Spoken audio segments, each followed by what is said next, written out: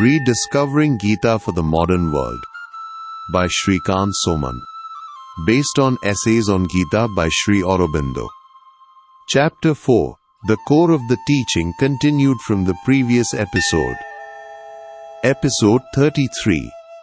Beyond Modernity, the Gita's divine purpose versus human ideals. From Humanism to Divinity, the essential difference between the Gita and modern thought.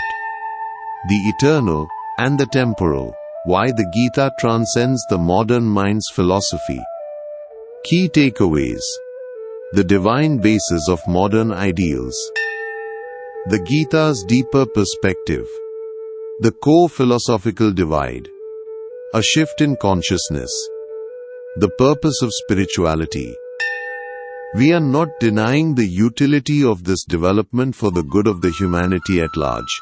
It is especially needed at the present day. It is part of the divine will, otherwise it would not have become so dominant in humanity in the first place. There is no reason to believe that the divine man, the man who lives in the Brahmic consciousness in the God being, should not be all of these things in his action. Surely he will be all of these things if they are the best ideal of the age, the Yugadharma. There cannot be any higher ideal to be established, no radical change to be effected from this philosophy. Even in Gita, Krishna has advocated that Arjuna, his disciple, should be the best, who has to set the standard for others. Going further, Arjuna is called upon to live according to the highest ideals of his age and the prevailing culture.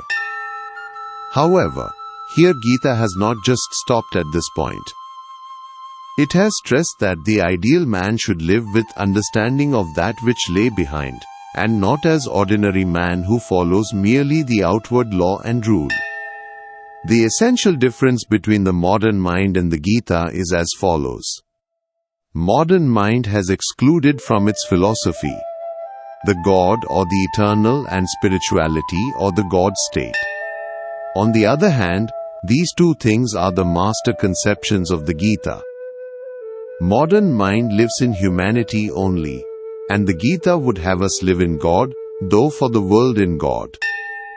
Modern mind lives in its life, heart and intellect only, and the Gita would have us live in the spirit.